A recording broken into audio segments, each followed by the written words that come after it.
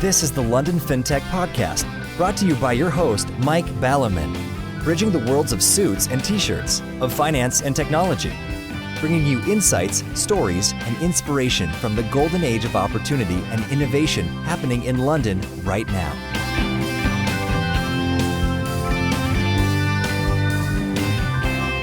Hi, this is Mike Ballerman, and this is London FinTech Podcast, episode 65, brought to you in association with Smart Pension, Synchron, and Archover. I'm delighted to welcome Lord Turner to the show. Normally it's fairly straightforward choosing a topic. Guests tend not to have toiled many coal faces deep underground many mines. However, to briefly run through Lord Turner's CV, he worked at BP, Chase Manhattan, McKinsey, was a Director General of the CBI, the UK's major business lobbying group, Vice Chairman of Merrill Lynch Europe, Chairman of the Government Pensions Commission, Chairman of the Low Pay Commission, Chairman of the Committee on Climate Change, and Chairman of the FSA, the UK's financial regulator as was, from 2008 until its abolition in 2013. An academic and author of several books, the latest of which, Between Debt and the Devil, Money, Credit and Fixing Global Finance, we will touch on later in the show. It certainly is for me a welcome and very overdue focus on not just the way in which banks create money, but what happens to it next and why that matters. Adair is currently chairman of the Institute for New Economic Thinking. Lots of coal faces, lots of mines. If Ipswich has a more successful son, I don't know of them. So how to draw all that together? Listeners to the show will know my predilection for zooming out, drilling up, not down. Everything exists in a context. We live in a context of culture and society. FS and FinTech are activities which are very much social constructs. They've differed massively across time and space. The context of my 30 plus years in the city might be summarised as a story of how deregulation led to hyperregulation. I started pre-Big Bang an FS system that had, in essence, served the empire pretty well for a couple of centuries. Then, quotes, suddenly, unquotes, that all changed. To pick out a few milestones, a bit later we had the Basel I Accord, then a regulator, the TSA. What happened to the governor's eyebrows? Then another Basel Accord, then another regulator, and another. Then dividends on pensions became taxable. All sorts of European currency systems came and went, culminating in the euro. And the biggest crisis for decades and decades, 2008, when the whole system teetered on the edge of collapse. And in those so-called free market Anglo-Saxon countries, nationalisation of big FS players. Are all these things acts of God? Well, for anyone in FS or FinTech, they might as well be, with the proviso that tablets of stone appearing ex nihilo are sometimes open for consultation. However, once they're in stone, they're as binding as the rules of football or Formula One. We all have to play within them, and rules ultimately lead to behaviour. To take a current example, Zopa has clearly looked at the rule books and decided to become, somewhat, a bank. So the question for Adair today is, where does all this come from? Where does policy come from? What are the roles of academics, bankers, lobbying groups, politicians, government regulators? Do the people ever get a look in, for example, in the context of trade unions in business boards? How does this meta-game, this game of setting the rules for the games, work? Or not, as the case may be, given recent macroeconomic and financial history? Plenty to talk about, so let's get on with the show. Hi Adair, thanks for joining me today. Thank you for inviting me. It's good to be here. You were saying before that actually there are several sons that came from Ipswich that achieved worldwide recognition or certainly UK-wide recognition. Well, either recognition or a form of infamy. I think one of the most notable people to come from Ipswich was Cardinal Wolsey, the Lord Chancellor at the time of Henry VIII. Many people may well know him from the great Orson Welles representation of him in the film A Man for All Seasons. So you had a role model. I don't know whether I've taken Cardinal Wolsey as a model, no. I like the word infamy. I was just trying to remember talking of films. Or that quote, infamy, she's got it infamy. It was probably some carry-on film, actually. Talking of interesting things, I've quoted you a number of times, perhaps, on the show, particularly as having made some statement or a few words which have stuck in my mind and society's mind for some time. And that some time ago you gave a talk which received lots of attention because it was really poking the Anglo-Saxons through the sort of bars with a cattle prod, as it were. And you used the phrase socially useless trading, which caused lots of controversy. Now, the controversy at the time I thought was somewhat dull, actually, because I thought it was an interesting concept. But what I never saw that phrase taken was, going back to zooming up, was zooming up. Yes, of course, there's lots of socially useless trading, and there's actually lots of socially useless accounting, and there's lots of socially useless lawyering and socially useless politicking. What was the context of you talking about socially useless trading? And can that concept not be broadened out to actually what everybody's doing in society and in London today? How much of it is socially useful? I think that's a very good point. I mean, the context of that comment was back in summer 2009, and it was a sort of roundtable interview discussion with several people for Prospect magazine, a rather small circulation, a highbrow magazine, which managed to, I think, get more publicity for that statement than for anything else it's ever done. What I was referring to there really was that extraordinary proliferation which occurred before 2008, of those complex alphabet soup of structured credits, CDOs, CDO squared, CPDOs, etc., which, when you look back on them, you say, well, did human society need that? I mean, if in the middle of 2008 we managed to lose the instructions to make a CDO squared, would we be worse off? And I was trying to simply say there are some activities that the financial system can create that really we don't need. They don't make the allocation of capital more efficient. With hindsight, I think it should have gone further. I think there's clearly have been proven to have been socially dangerous trading. I think that's the crucial point, because the point you made earlier is, well, what about some law? What about accounting? It's absolutely true to say that if you look at it, many of the activities in a sort of rich, developed societies are, in a sense, zero-sum. Now, I've got nothing against divorce lawyers. I mean, you obviously haven't been divorced. I've been divorced and I've got something against them. Some of my friends are divorce lawyers. But it's quite clear that if more and more clever people, forever cleverer, became divorce lawyers, society wouldn't get better off because there'd be a cleverer lawyer on both sides. The game is a zero-sum context. It's not increasing the size of the economic cake. And we can't avoid that, and we shouldn't disparage that. Quite a lot of what goes on in a society doesn't, as it were, produce new goods and services. It's contractual relationships and debates about who gets what.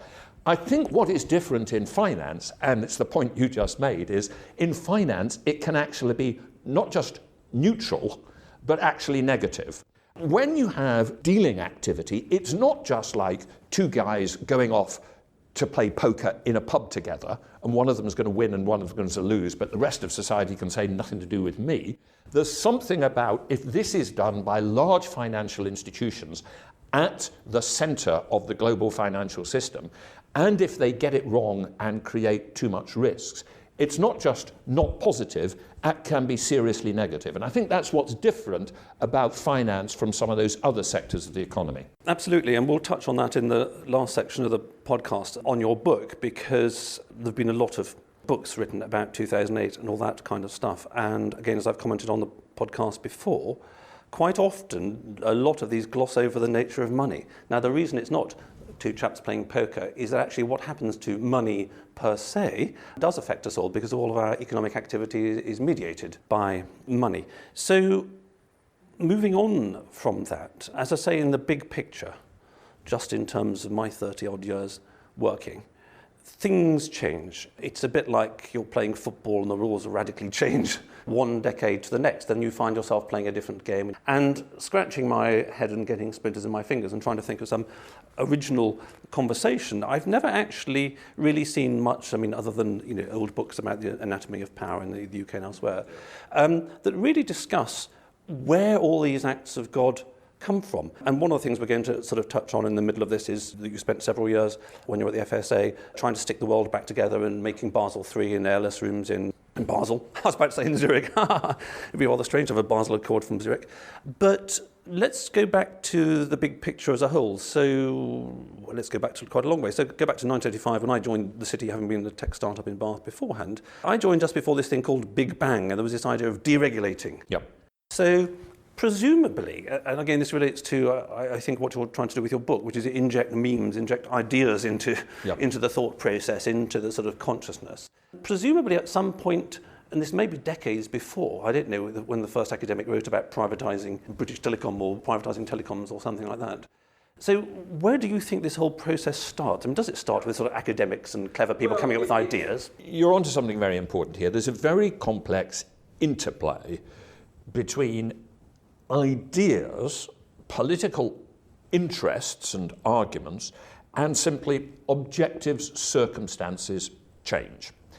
So, if you go back to the 1930s, there clearly is, both in the US and in continental Europe, there's a crisis of capitalism. For whatever reasons, this system that we thought was going to work produces mass unemployment. And in response to that, there are a group of people who think out new ideas, above all John Maynard Keynes.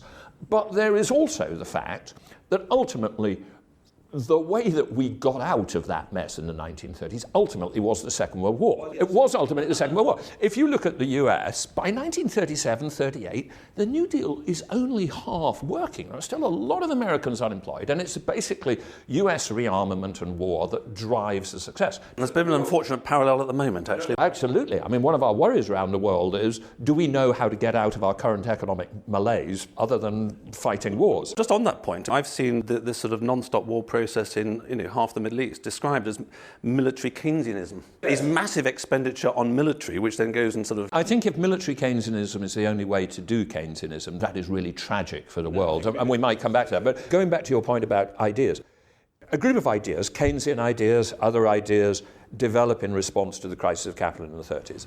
Then we have the war, and the point about a war is you have to have a large role for the state. So we come out of the Second World War with a whole load of people who've been involved in central planning processes.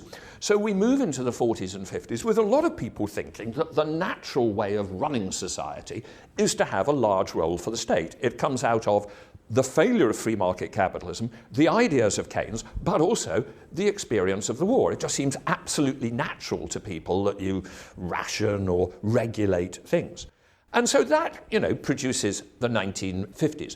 But then a group of people, and there is a conscious element of it, start saying, yes, but there are disadvantages of planned economies. And that is people like, in different ways, Karl Popper, Friedrich von Hayek, Milton Friedman. And yes, they do overtly get together at a place called the Mont Pelerin Society, and they say, we want to push the pendulum back more to free markets. But I don't think that would have occurred just as a result of ideas if it hadn't been from the experience of the 1960s and 70s. Because what happens in the 1960s and 70s is the very fact that we've got planned economies and that we've got a large role for the state and that we've got powerful trade unions, for a variety of reasons, produces an inflationary crisis. I mean, this mixed economy planned system worked very well for about 25 years, but it then itself produces high inflation, the problems of the 1970s in the UK, the 3-day week, etc. And that then creates the space for Margaret Thatcher to say, no, I'm going to do something different. We've got to put a stop to this. And at that stage, there's a body of ideas sitting there that says, this is what you do. Now, I think we then took the pendulum too far the other way. We went in for deregulation that produced another crisis. 2008 was a crisis of a deregulated, globalized system in the same way that the 1970s was a crisis of, as it were, the mixed economy and trade union power and state power taken too far. Absolutely. So I subscribe to everything you say. I think the core of what you're saying here, and I entirely agree, is that you've got some thinking which arises, for the sake of argument, keeping it simple, out of one crisis or out of one system. And that sort of thinking resides, certainly in the old days, in sort of, in academia, and people write papers and they have meetings and they discuss it and they're having a jolly good time. And in a sense, ironically, of course, in those days especially, they were paid by the state to do that. But that kind of sits around a bit like a seed cast onto sort of unfertile ground until the idea mates with circumstances. Yep. The two then come together, and the offspring of that is then, of course, something which sets in chain a whole other set of processes going forwards. And I was just wondering, but the timing doesn't fit into this nice simple hypothesis. So you're slightly older than me, but not massively. My perception of the 50s, which I think went up into about 1964 or something, and I was thinking what's called the 60s was roughly 65 to 74. Starts after Christine Keeler. Yes, exactly. well, I think it was more the sort of, the hippies. The hippies, yeah. The hippies. The Beatles. LSD and marijuana. It gets going in the 1963. There's a whole social movement where people basically say, oh, bollocks to that. We're dropping out and tuning in and, and all this kind of stuff. And going back as far as Nietzsche, in his sort of ideas, he kept changing his mind about Greek tragedy. But the Apollonian versus the Dionysian, and this comes very much back to sort of regulation, which is you've got this world which is ordered and structured and you've got rules and all that kind of stuff, versus the kind of, hey, let's forget all the rules and let it all hang out. And you've got these sort of the tension this dialectic, as it were, between these two things, which swings backwards and forwards. And most of the people listening to this show will be rather younger than you or I and won't remember 3-day weeks, dead bodies piled up, having to wait 6 months to get a mortgage in the 70s, having to wait 6 months to get another telephone line and all that kind of stuff. So the deregulation was a logical consequence of that. Then, as you say, fast-forwarding the story slightly, we get to where we are at the moment. In the meantime, though, there's obviously been some kind of selling of ideas. I mean, you're involved in this with your book at the moment and your ideas on monetized finance, we'll come on to later. So there's been a kind of selling ideas, and there's been a sort of receptivity comes along at some point, and some people with power or the need to solve something take them up. And then there's this thing called the political will to do it.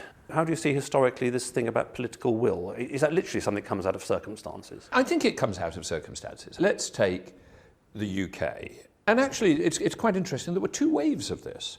Ted Heath originally came in 1970 with a very strongly free market agenda. There was a thing which really many of your listeners will not know about. There was a thing called Selsdon Man. I live around the corner from Selsdon Park Hotel. The Selsdon Park Hotel. A group of Tory thinkers got together there in 1968 or 69, and they drew up a manifesto which in 1970 was seen as sort of radically free market, and we were going to build an economy around Selsdon Man. Now, what happened is that when they began to hit what we'd think today of as relatively low levels of unemployment in 1972, they just junked that and they went back to over-rapid fiscal expansion, etc. But the idea had been there before. I think what then happened is that, I mean, I was at university in the 1970s. I had an absolutely wonderful time myself, but it was a fairly stressful time in the British political and economic system. I mean, it is, I think, amazing to young listeners who haven't studied the history to know that for a time we had inflation of 20%, we had interest rates 15%. of 15%, we had strikes that went on forever, we had this mass picketing environment where people would try and stop other people going for work. There was just a huge debate going on about how we ought to order our society. The Labour Party actually, in relation to the trade unions, it's an interesting story, had tried to suggest a sort of moderate reform of that back in 1968, but had been defeated by its own left wing. And we ended up with a sort of sense of crisis by 1979 at the end of the Callaghan government, and that was the opportunity for Margaret Thatcher. I don't think she would have had the opportunity to put in place what was a still more radical proposal than Ted Heath had if it hadn't been for the fact that people felt that the existing system was just failing. But when she did that, there was a whole body of ideas which was developed. I mean, I remember being a student at Cambridge. I was involved actually in Conservative politics then. I was chairman of the Conservative Association. I'm now a crossbench peer. But I got invited down in 1975 to the early stages of what is called the Centre for Policy Studies, which was then run by Sir Keith Joseph. And this was a group of people sharing ideas about free markets, which were seen within the British context as radical, but which drew on the thinking of people like Friedman and Hayek, and to a lesser degree, because he's a more centrist figure, Karl Popper. And so when Maggie Thatcher came in, she had, as it were, an intellectual guru, Keith Joseph, who had a theory, a model. And he had introduced her to Friedrich von Hayek and Milton Friedman, and so she was aware that there was a model out there. So there's a wonderful phrase from John Maynard Keynes that practical men who believe themselves completely devoid of theory are usually the slaves of some defunct economist, that actually ideas matter, that the crystallization of ideas into distinct, well-thought-out theories provides politicians with an intellectual lodestar, but they need the opportunity as well. If Margaret Thatcher had attempted to stand for election with her programme in 1964, she'd have been crucified. She wouldn't exist in history because the objective circumstances did not allow her to be elected at that time. So that's very eloquent, and I think I totally buy in the model, and I'm sure most people listening will buy most of it. We will fast forward in a little minute to where we are at the moment, because the corollary of that is that if we want to see where we are in 5 years' time or 10 years' time in FS and in fintech, then we really need to be examining the ideas that are around at the moment, the ideas, as it were, the seeds that have been cast around that actually aren't growing into rainforests. Not that rainforests grow from seeds, and we're chopping down rainforests, but we're going back to your green hat, but that's another thing entirely. So let's just narrow into the finance then. So how I see regulation as having gone over the period, my prejudices / experience, is that I started in financial services when there was a regulation of structure. You had merchant banks, you had stockbrokers, you had clearing banks. Glass-Steagall in the States as well. And then basically, because, keeping it simple, because globalization sort of kept happening a bit more, everyone says, oh, this is a bit unfair. Japanese banks are trashing us because they don't have any capital whatsoever, and most of its equities. So we've got to have a bit more of a level playing field. Yeah. So then Basel I came in, which was kind of the first approach at global banking regulation. Yep. And again, younger listeners may not realise that there was a day when actually the UK regulated its banks in its own way. Yep. Germany did its own banks in its own way, and Japan did its own banks in its own way. So this was, quotes, a good thing, or quotes, it was necessary, it was a force of circumstances. And it was a pretty simple rule, which is that, I mean, just simplifying, of course, which is that, of course, sovereigns are risk-free, we all know that. Yep. And everything else, well, let's just call it 8% or 12%, I can't remember the number. Mortgages were 50%, banks were 20%, companies were 100%, roughly. Yeah. Exactly, and then the capital ratio was 8 or 12, I can't remember which way around it is. So that's all quite fine. So, that lasts for a while. Then, of course, what happens is that people start arbitraging the rules and all that kind of stuff, and the money flows where the rules of the game dictate, and then we get sort of Basel II, and then I don't know where this kind of comes, but maybe nothing should go wrong in society kind of vibe, so regulators get sort of bigger and bigger and try and control things more and more and more, and then we get 2008, and I'd be interested to hear your story after 2008, and then we've got things like Basel III, where we've got this massively detailed regulation, and one of the quotes that I just sort of love was from Niall Ferguson, who in his 2012 Reith lecture came up with a statement which is that he believes that excessively complex regulation is the disease of which it purports to be the cure. Andy Haldane, who I've got a lot of time for, although I've taken his poster off my wall ever since he was talking about getting rid of cash, he wrote this great paper called The Dog and the Frisbee, and there are not many things that I've read on risk this millennium that I've actually liked, and that was a very good one. For the sake of argument, the executive summary is you can't manage complexity with complexity. So we've gone through this period of regulation of structure, which going back to something like football, football's got simple rules, so kids can play in the playground. Formula One has got very complex rules, so everyone ends up arbitraging the rules and you get a sort of very dull game. So we're from regulation of structure, which was a good thing. Iceland has gone back to regulation of structure with narrow banking, which, as far as I'm concerned, is the only way out. We then get globalized stuff, which is necessary. And then, we've got this sort of Max Weber rationalization and this sort of polar winter of icy darkness and this massively complex rule books where we've got the engineer of human souls trying to control everything in great detail.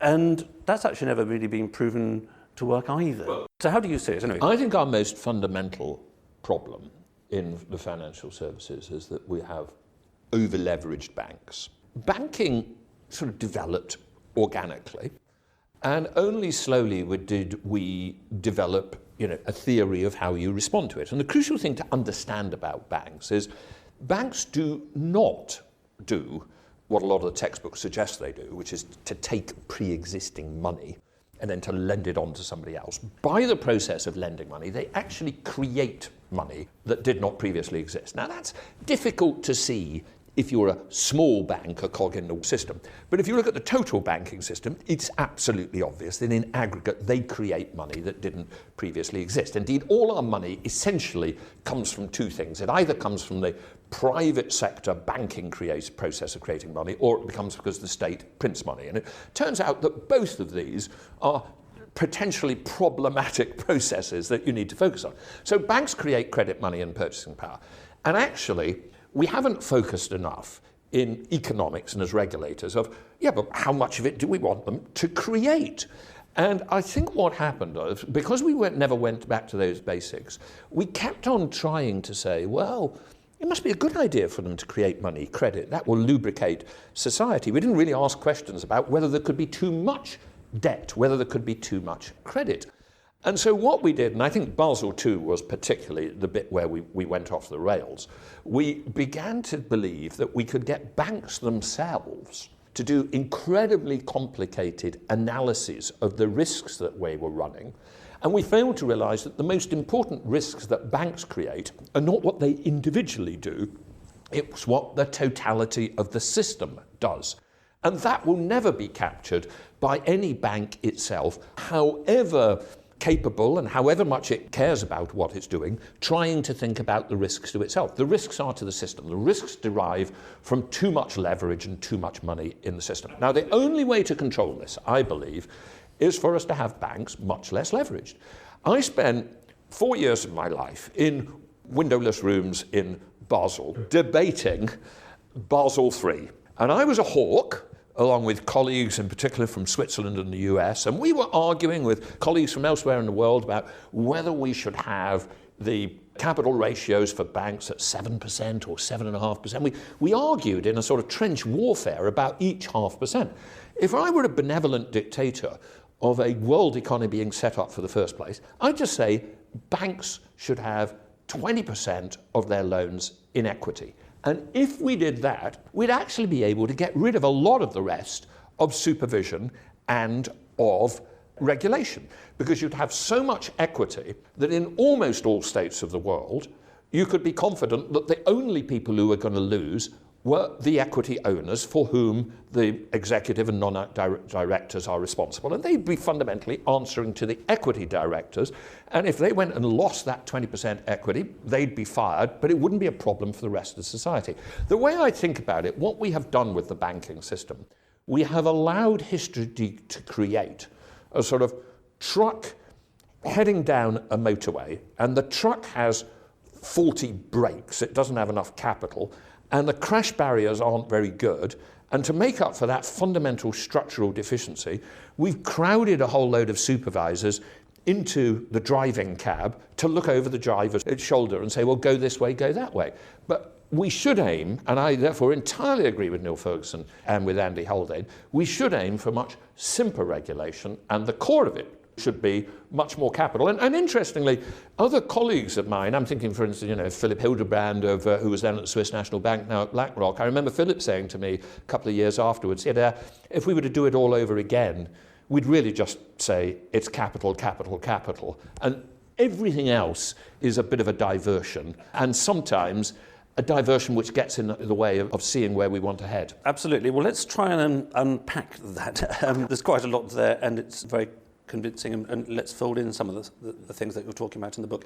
And then we will come back to what stands in the way of, as it were, rational, intelligent men with experience actually putting in place simple rules that would work. And I think that's a question of power and the fact we live in a corporatocracy and all that kind of stuff. But let's come back to that. I think in terms of, one of the things that you haven't had the chance to say that's implicit, and having watched a few YouTubes of your talks recently, I was fascinated myself, actually, I wasn't aware of this, which is that the structure of lending and that macroeconomic models, which most of the people who I follow rather poo-poo. I'm a big fan of Yanis Varoufakis, for example, who has clear ideas, and the Korean chap whose name I can never remember, 23 things wrong with capitalism. Hao-Jun Chang. Thank you. Your Korean pronunciation is rather better than mine. But in the macroeconomic models, the details of bank lending are omitted, as is a lot of the banking system in a sense, because you've just got this thing called an interest rate that you sort of feed into your mathematical model. And in one way, actually, I think, in a sense, one of the things that you're trying to do at a much deeper level than most other commentators is answer the question that Queen put to the LSE, which is, how come none of you saw it coming? But coming back to one of the important things I think that people need to understand to have more sympathy with where you're coming from, which is that if you look at the structure of bank lending, then I think on your sort of fag packet, which is probably a rude way of putting it, but on your sort of crude calculation, because the numbers are quite hard to get to, of bank lending in the UK pre-crash or whenever it was, the vast majority was against pre-existing assets, financing a competition, I was about to say, between you and I for houses. You're probably not competing with me for a house. Probably use my house for the garage, but real estate lending, pushing up property prices, which even before deregulation and Big Bang was always the problem in UK banking, the unstable property sector. And that, in terms of productive economy, which is another one of the myths that banks lend money to businesses and that's really important to keep it all going, yada, yada, yada, it was as little as 15% of bank lending went into lending to businesses. Now, there's a separate argument which says, do businesses these days need as much capital as when they were sort of, building steel plants and all that? Put that to one side. However, it clearly, to any sane person, does matter, going back to your point about in the aggregate, what the aggregate of bank lending is. If, for the sake of argument, let's just take an extreme case, bank lending ends up being a sort of 100% to property loans and nothing else, all we ever do is bid up the property market, which we've done already. The worst thing that politics and the system has done in my lifetime is put property prices through the roof, so my kids are going to struggle, and goodness knows what my grandchildren are going to do to get on the property ladder. The average first-time buyer in London is 40. If you're a teacher, forget it. You're never going to own property. So this point about the aggregate bank lending is absolutely essential. And then I think one then got to address, well, how have we got into that situation? And coming back to the rules of the game, I think then it comes back to the politicians and the rules around what property can be built on. And I think it's something like, I saw Dominic Frisby once talking on the interweb on YouTube, and he was saying something like 1% of land in the UK has got residential property on, 4% or something has got gardens, or 2%, and 4% roads, or something like that. But actually it's a piddly amount. So going back to your point, which I agree entirely, which is that the wise engineer of society wants to put in simple, clear rules to address the super big picture. Yep. How does one address that kind of stuff? And again, not many people are talking about that kind of thing. Yeah, I think what I've done in my book is go back to these fundamentals of what does the banking system does. And I think there's two things to understand about the banking system. One, it can create new credit, new money and purchasing power. So it matters what it lends it against. And the vast majority of what it lends it against is real estate. That's not the fault of the banking system. That's not the fault of people running banks. That's where the demand is. Because, first, as you said, there are many businesses today in this software digital world that don't need as much money to build factories as used to be the case. I mean, pure private investment is actually falling as a percent of GDP. And secondly, modern economies are real estate intensive. I mean, a large percentage of the wealth resides in real estate, and it's bound to do so. And the richer we get, the more that location matters. Once people get rich and they've got as many washing machines and clothes as they want, one of the most obvious things for them to spend their money on is making sure that they live in the nice part of town, or the bit of the countryside which has a garden, or close to the nice schools. Completely natural process. And there is a role for the banking system in that. There is a role for lending money to people who haven't, inherited a house or inherited enough cash to lubricate the interchange of these housing and commercial real estate assets between different people. And there's a process of lending money to developers and house builders who develop new stuff. But we have to realize that while that is, up to a point, a socially useful function, it's also something which, unless we offset with strong regulations which are lean the other way, has a huge capacity to run out of control. You will never be able to design, for instance, a regulation which distinguishes between lending against real estate development and lending against existing real estate, because a lot of development takes existing real estate and then plays around with it and develops it a bit, and the lending is simultaneously financing the development but also potentially financing a change in the value of the underlying land. So one has to be very wary of believing that you can dive into this and be precise. And that's why you have to lean against it by simply saying, we're going to have limits on loan to value. We're going to have limits on capital requirements. What you're also right to say is, of course, the fundamental problem derives from the interface between a limitless capacity of the banking system to create credit purchasing power, and the fact that the supply of locationally desirable land is in limited supply. Now, I agree with you that there are some things we can do about that. I think in particular we can make it easy to develop on brownfield land. I think in our cities we could go further up.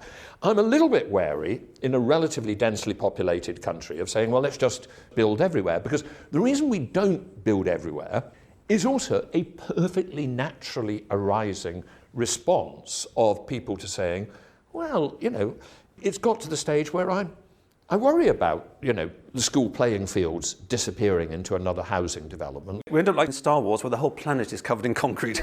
So we don't want that. So we've got to manage this by enough sensible planning rules that make the supply of new housing or commercial real estate as elastic as possible.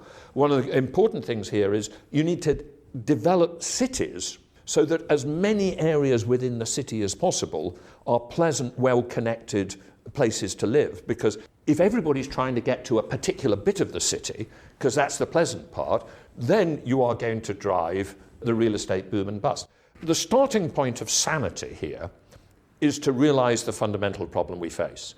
Modern economies will be real estate intensive. Banks can create credit, money, and purchasing power. Banks left to themselves will migrate to property lending, not their fault.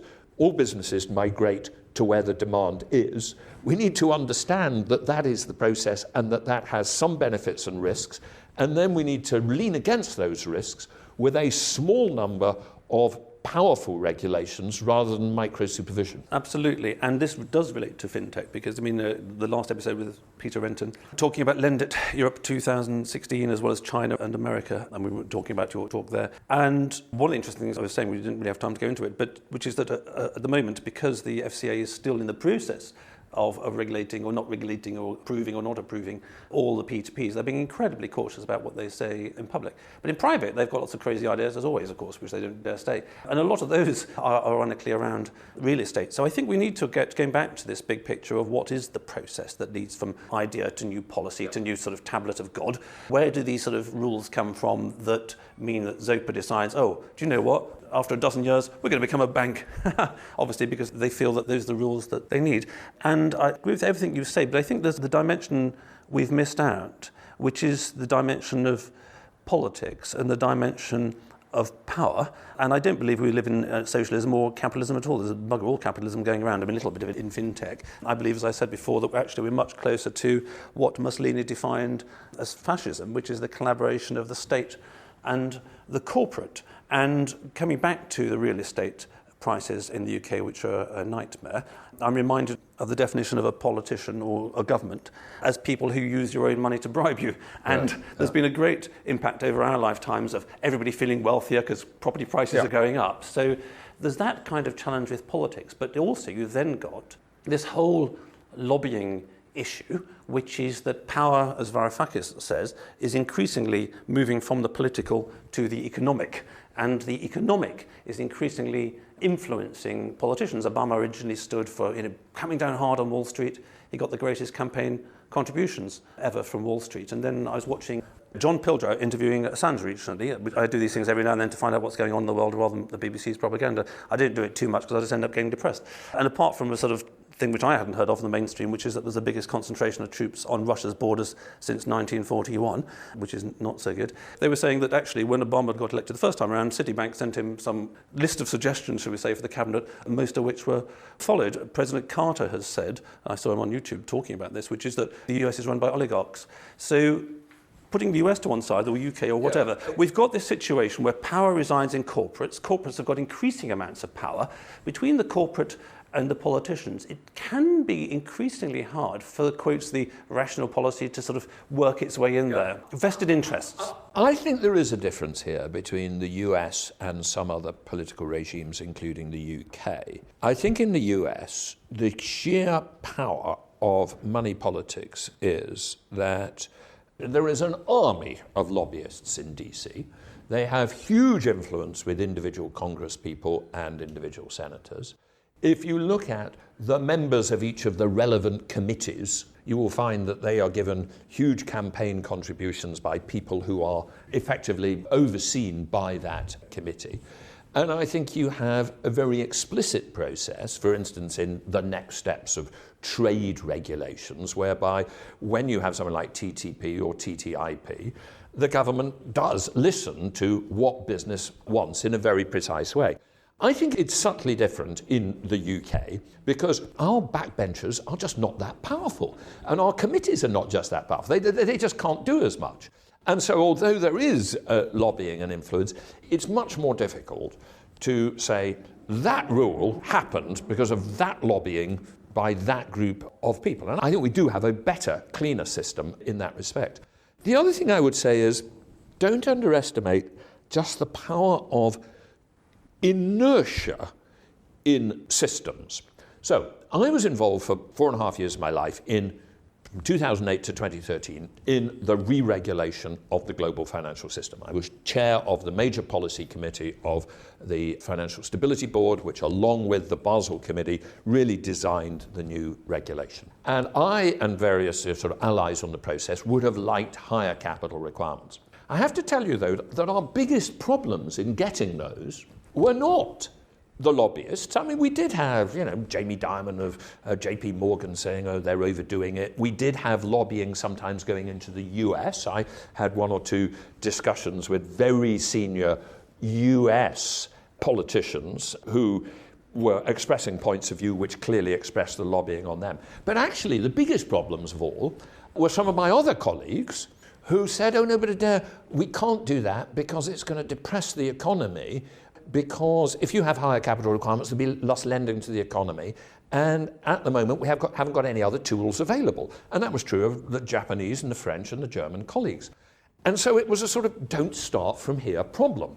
Almost all of them would have agreed that if you could start all over again, you might have much higher capital requirements, but they were stuck within the existing system. So inertia has a huge effect. One of the difficulties once you've got a mistaken system is you're stuck with that system.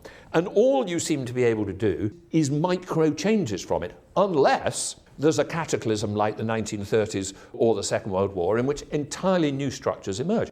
And I think one of the problems we had after 2008, bluntly, was it was bad, but because we'd got better tools to offset it, it wasn't bad enough that it made us move to a completely new approach. We thought we could get away with incrementalizing from the existing process. So I think that's as important, at least outside the US, as pure money-driven business lobbying to explain why we still probably haven't done radical enough things to fix the financial system for the future.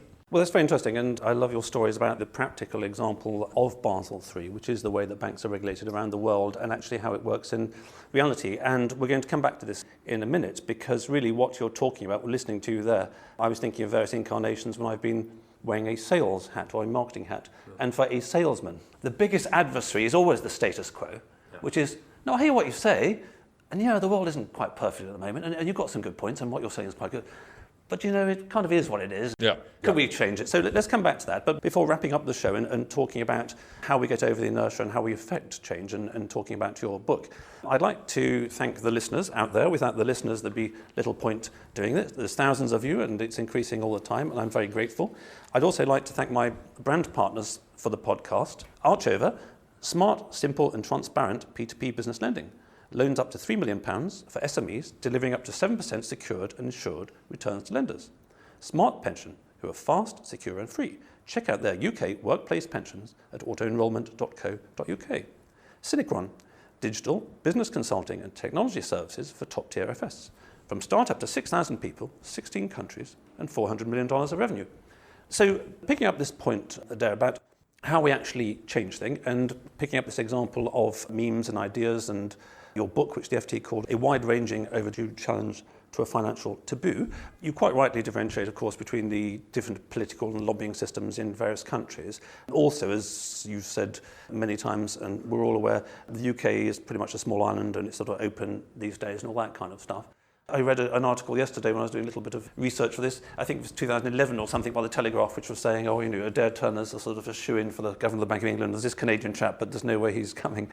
If tomorrow you get made the Governor of the Bank of England, or tomorrow you get made the Chancellor of the Exchequer, having had this time to step away from it and think of it from a big picture, as you say, there's always the problem, which is actually where we are is not the best place to start this journey from.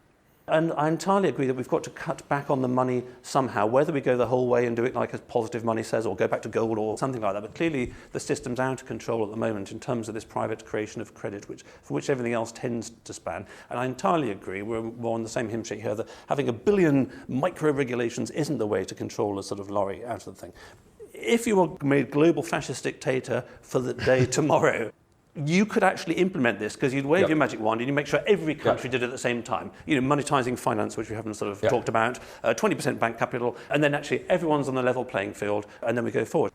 One of the reasons we were talking about earlier, which is why good ideas don't get implemented, is just the practicality. Yeah, absolutely. I've come out in my book with a set of fairly radical ideas. I argue for a much tighter regulation of bank capital, for instance, a 20% capital ratio.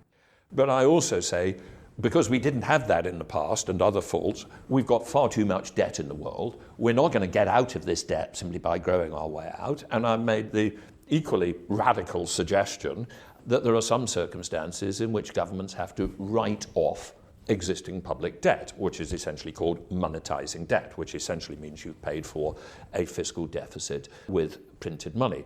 Now, two different groups of people are shocked by both of these ideas. One group of people who say, oh my God, Adair's this sort of crazy sort of German credit hater who wants 20% capital ratios for banks, or Adair's this mad sort of socialist inflationist who wants, to print money and spend it. Of course, those ideas that you should more tightly constrain bank credit creation, but that under some circumstances it is appropriate to use the state to create nominal demand, actually their intellectual lineage is Milton Friedman, Henry Simons, Irving Fisher, all absolutely sound money free marketeers, who back in the 30s and 40s thought far more deeply about the inherent nature of money and credit creation than most modern economics. And, if I was the, as it were, benevolent dictator of the world economy, and if I were the dictator, I'd be a benevolent Absolutely, one. yes. I think you would go for a coordinated across all countries fiscal expansion lubricated by permanent central bank money creation, which would involve writing off some of the existing public debt. You'd place that within very tight limits by giving to trusted independent central banks the authority to say how much of that you're allowed to do and no more. And you would simultaneously, very significantly increase the capital requirements of the banking system. And you would offset by the stimulus of money-financed fiscal deficits the transitional impact of moving from too low to reasonable capital requirements of banks. That is what you would do. Now, you asked me what I would do if I was Governor of the Bank of England or Chancellor of the Exchequer. I would almost certainly do anything like that radical, because when you are in one of those jobs, you are constrained by the fact that you're part of a global world where you can't get everybody else to coordinate. You're constrained by the fact that markets might take fright from you saying radical things. So all you can do in those circumstances, and you mustn't disparage this, is move a bit closer to the optimal, right? Which is easier to do if you have a vision of what the optimal is. So if I was Governor of the Bank of England, would I stand up on the next day and say, I now recommend that the government... I've read this very good book that I wrote last time. I've read this very good book by my prior self, and we should monetize the debt and have... No, I wouldn't. But would you be signalling that the direction of change on capital requirements should be continued to be up? Yes. And would you be signalling that it's wrong to say that faced with deflation we ever run out of ammunition, and that there are other tools available, tools about which I've written in my book, which Ben Bernanke has spoken about, and that people should take assurance from the fact that those tools, including monetization, are available if necessary. Yes, I think you could do that as well. But there is always going to be a difference. There's a great essay written by journalist, international politics historian, thinker, Timothy Garton-Ash, which is a conversation between him and Václav Havel, the president of the Czech Republic. And the subject matter is, can you be a public intellectual who provides ideas, but also a person doing a government job? The resolution is, you can do them at different stages in your life, but they are different things. The provision of ideas will always be a different thing. Once you are in an actual role of government, you are constrained by the reality, the situation that you inherit, and it therefore is sort of facile to attack politicians for not, immediately describing their completely radical plan to go from A to B. They can't, but the better politicians at least have some idea of what the better solution ideally would be, and it at least pushes the direction of change somewhat in that direction. In terms of they can't, I think, as you were saying, starting with the Second World War, I've forgotten who it is now, but someone said 2008 was a good crisis gone to waste. Because it's only when there's some huge crisis can you make significant changes rather than just tacking in the right direction. Anyway, time has absolutely shot by, and thank you very much for that, Adair. It's been a fascinating conversation, and I'm quite sure that it's given listeners insight into levels of policy creation, policy implementation that they wouldn't have got otherwise.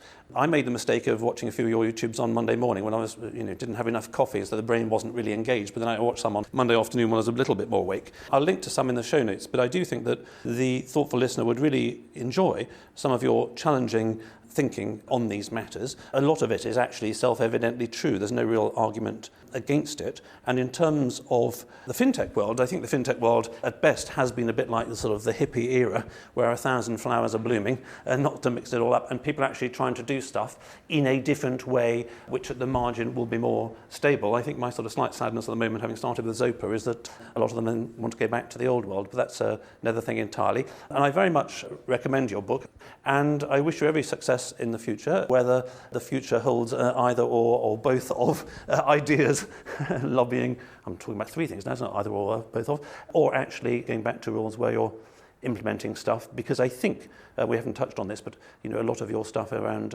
climate change, around inequality, around low pay and around pensions, this stuff can sound incredibly abstract, but let's not forget this stuff affects everybody's life in the world. And a lot of people in this world do not have the quality of life that you and I are fortunate to have. And so this stuff really matters. So thank you very much indeed for your time, and good luck with your future. Thank you. Thank you very much. Thanks for listening. If you enjoyed the show, please subscribe on iTunes or your podcast app, or sign up at londonfintechpodcast.com for email alerts for new episodes. Live long and prosper.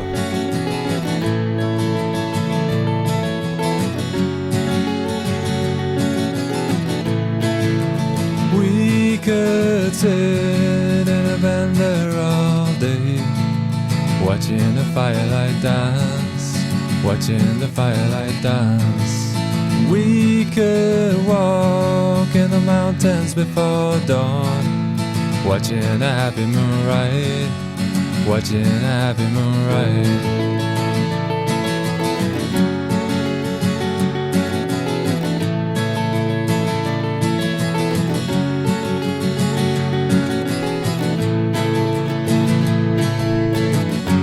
Come away from the city, with the tarmac so dead and the people so sad. Come away from the city, with the faces so grey, with the pain of the everyday.